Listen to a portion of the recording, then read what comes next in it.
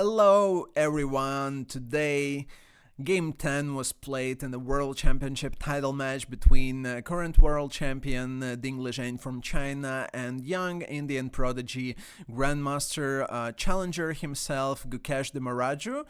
World champion played with white once again, and Gukesh had to defend with black. So before the game analysis, just quick information about the Chessify platform.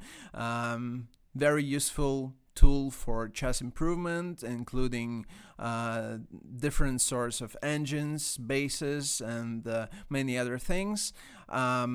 If you are looking for chess improvement, consider this option as well. You can use promo code MESHKOVS20 to get 20% off for your first purchase for anything. So feel free to check referral link in the description, and let's go. Today Ding played d4 on move 1. Knight f6 was played by Gukesh, and knight f3, which led to a symmetrical type of position. And already for the second time in this match, world champion plays bishop f4. So normally it would be kind of a surprise to see London system in a top level event in a world championship match. However, in this case, Ding already tried it in game 6, and next few moves are the same that as previously, but here he deviates. So in game 6 he played c3, and then after bishop d6 he tried this interesting idea with bishop b5 check, which led to a couple of trades, and then queen a4, queen a3, and knight e4 with a very messy position. If you missed this game, feel free to check my recap of this game, but we are going back to game 10. So after c5, Ding made quite a rare move, bishop e2, and the point of this move is that after bishop d6, the same move which occurred previously in one of the previous games, white wants to take on c5.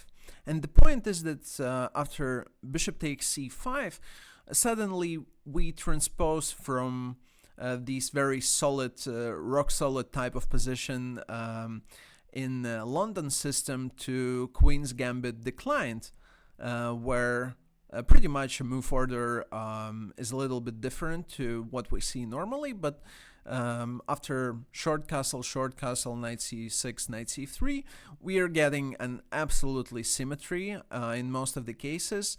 d4 is not a good option because then white simply plays knight a4, and probably bishop has to retreat and white wins some material. And dc4 is the very, very likely response from the black side. However, White also can, after white putting pressure on d5 pawn, black still can keep a little bit of attention and make a waiting move, let's say a6, with the idea to create a luft for the bishop. So for instance, if white plays rook c1, then something like d4 happens, some trades, and we get very similar type of position to what we have seen in the game, with one small detail that white has 3 against 2 on the queen side, and well, probably here it's a little bit more live compared to what we have seen in the game.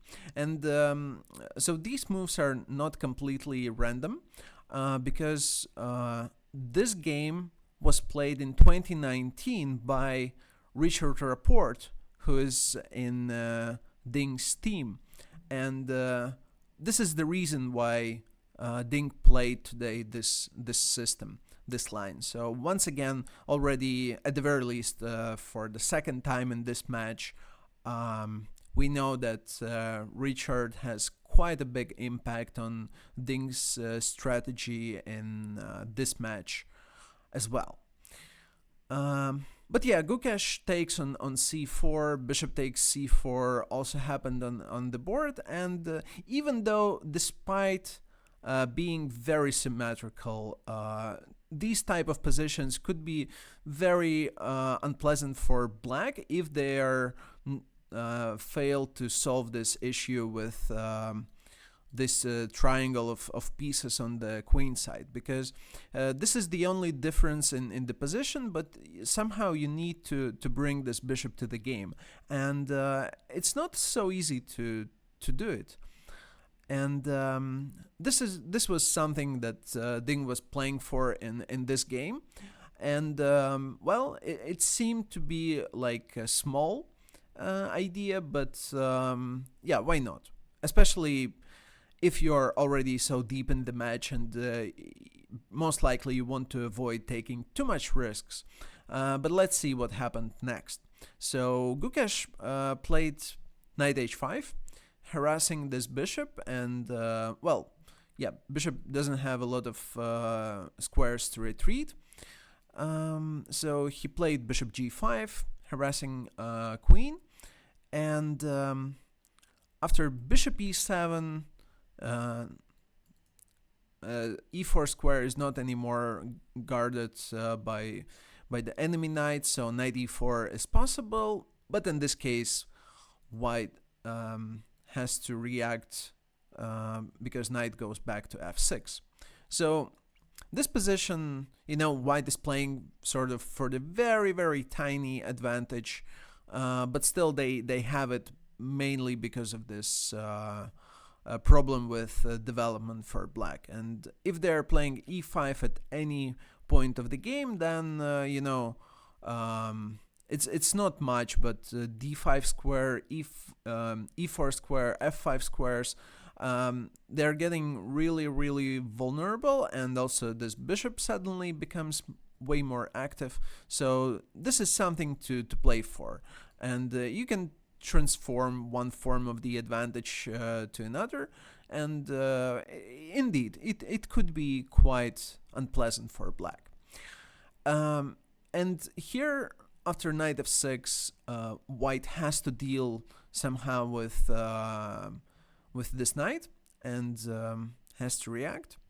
So most likely queen c2 would be the most natural approach, you know, freeing up d1 square for the rook, and then you can bring another rook to the game. Let's say after knight e4, most likely just takes, and still, even though position is very, very tough to break through from the white side, but you know, it's type of a game where you're not really risking at all, and in the worst case your opponent just equalizes, and then it's another draw.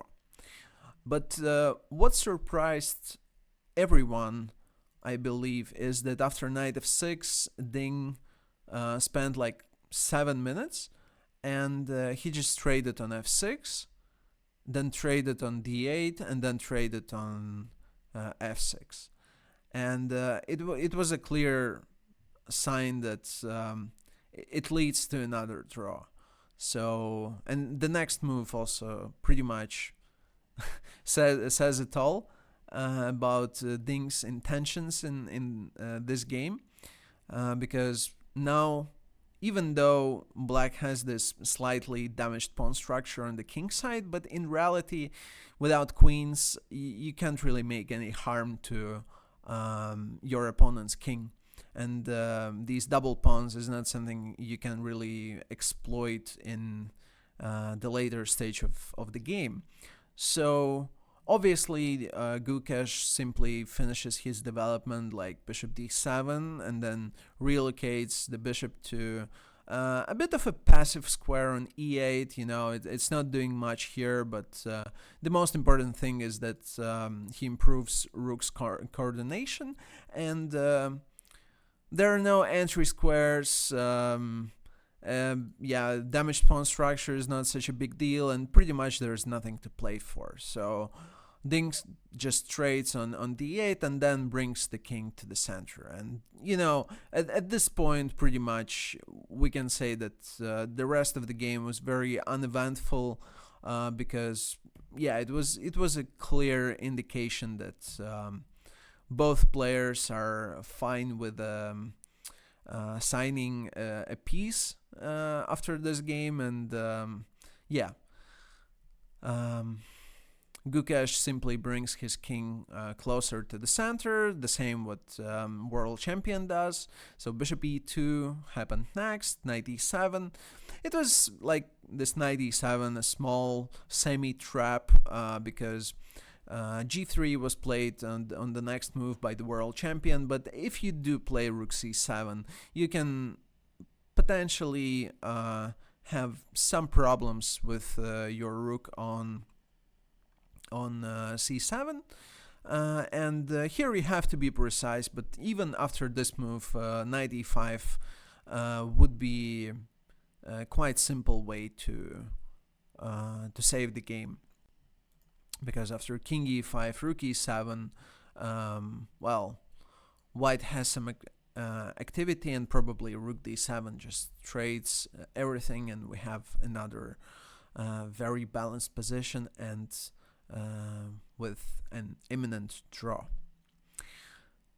So, but also after rook c7, even simpler option would be possible.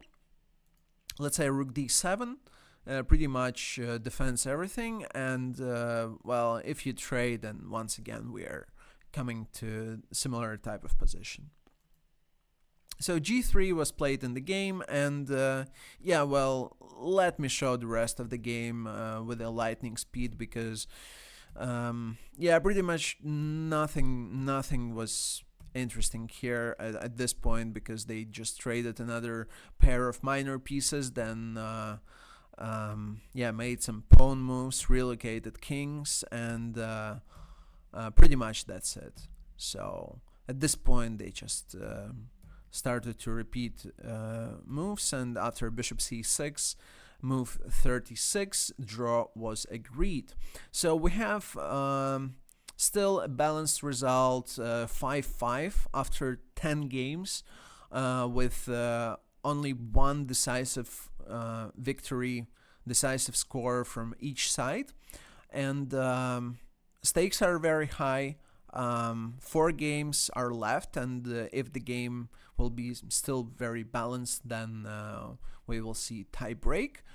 Yeah, to sum it up, I think that pretty much Ding's strategies to go to the tie breaks most likely and avoid taking unnecessary risks, while playing with black, he simply will try to defend in the fashion of the 9th round, where he made a draw without too much issues. So stay tuned. Tomorrow, the same time, we have game 11. And thank you very much for your attention. See you soon.